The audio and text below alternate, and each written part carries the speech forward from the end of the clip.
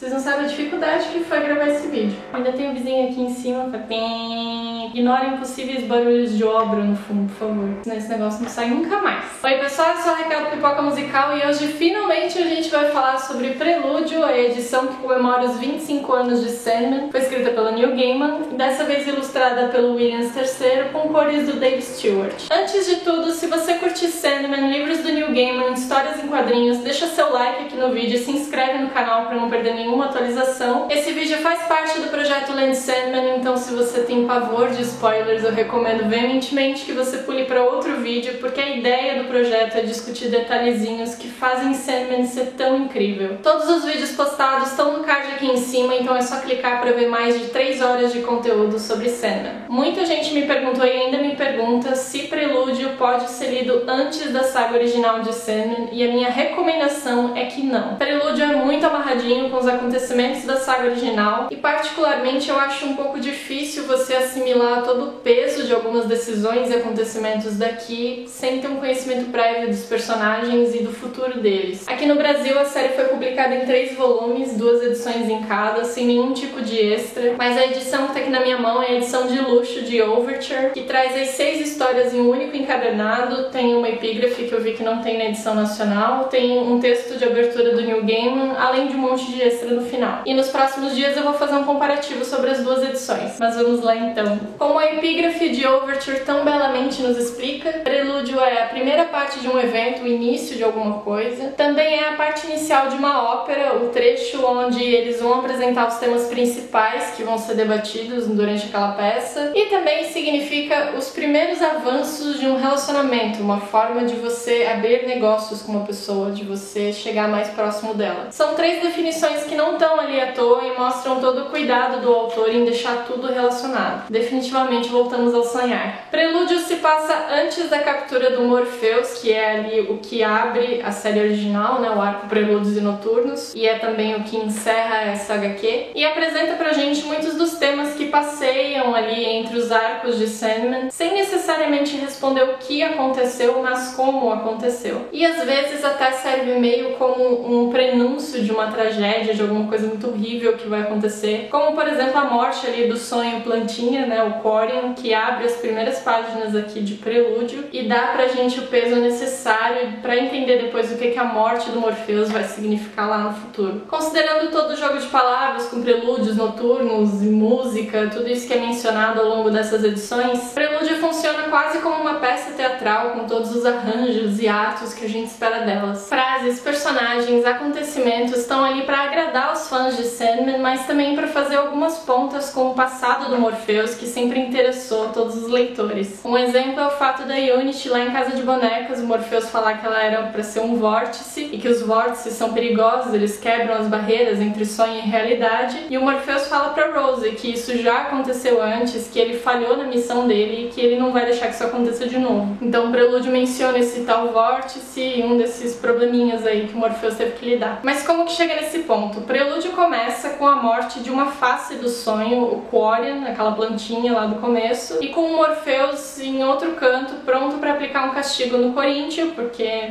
o cara não consegue se controlar, ele precisa fazer coisas erradas por aí, o Morpheus tá ali tentando aplicar uma punição dele, quando ele sente a necessidade de estar em outro lugar naquele momento. E de repente ele se vê em meio a várias versões dele mesmo. O universo se molda com as histórias e a gente vê de uma vez por todas que o sonho, ele é uma ideia, ele é um conceito, ele não é aquela figura pálida de cabelo preto, ele tem inúmeras faces e representações, provavelmente a gente viu todas elas aqui nessa HQ.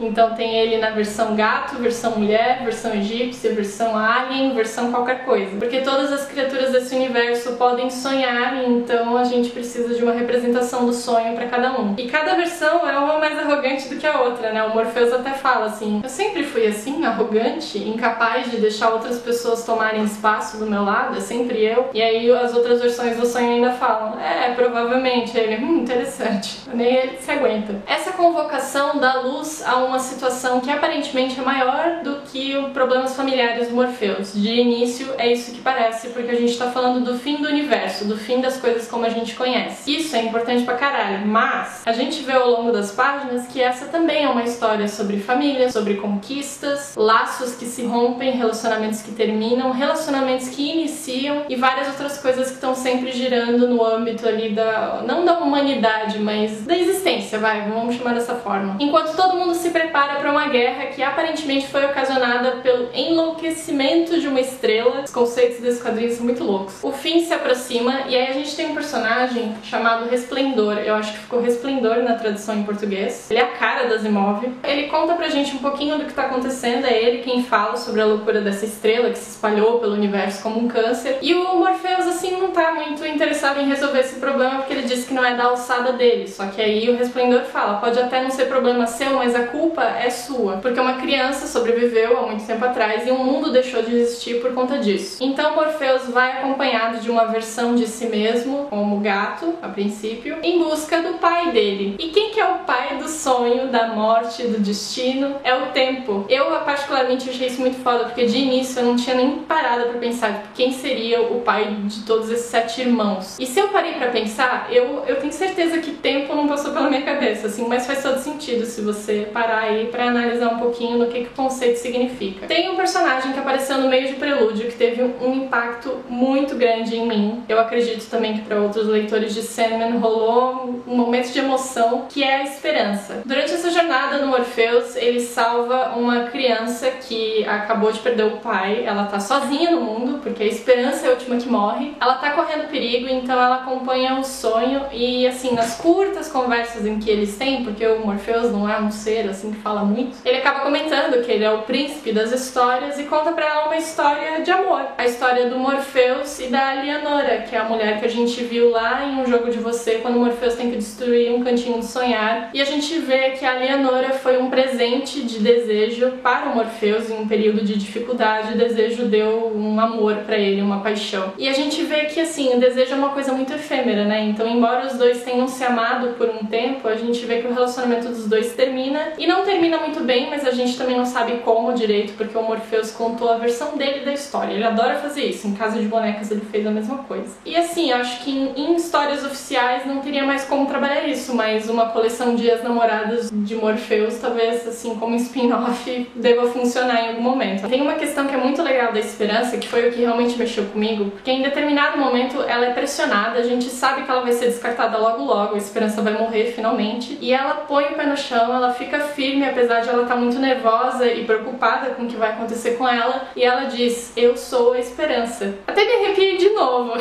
porque esse possivelmente é o momento mais impactante de Prelúdios e Noturnos, e assim, Prelúdios e Noturnos vêm logo depois disso, então é muito interessante você ver que quando o Morpheus tá lá no inferno recuperando o elmo dele naquela batalha de conceitos, quando ele fala eu sou a esperança, é algo muito foda. Mas agora a gente tem um background e a gente sabe que o Morpheus não tá falando só da esperança como um conceito, mas ele tá se apoiando na memória de uma menina que estendeu a mão pra ele, uma menina que viu através dele, que tava do lado dele, num momento de grande definição, de grande importância. Isso é bonito pra caralho. De tudo que podia ter mexido comigo em Prelúdio, essa foi a parte que me fez chorar. E porra, eu sou a esperança, é forte demais, e agora é duplamente forte. E ainda tem um momento, é mais próximo do final, que o Resplendor diz, porque o Morpheus se pergunta se ele vai ver ela de novo, se ele vai lembrar da esperança, alguma coisa assim. E o Resplendor fala, ela vai estar lá pra você no momento que você precisar. Sério, chorei! Um pouco mais à frente a gente tem um outro momento super legal, que é um big navio que aparece no meio do nada e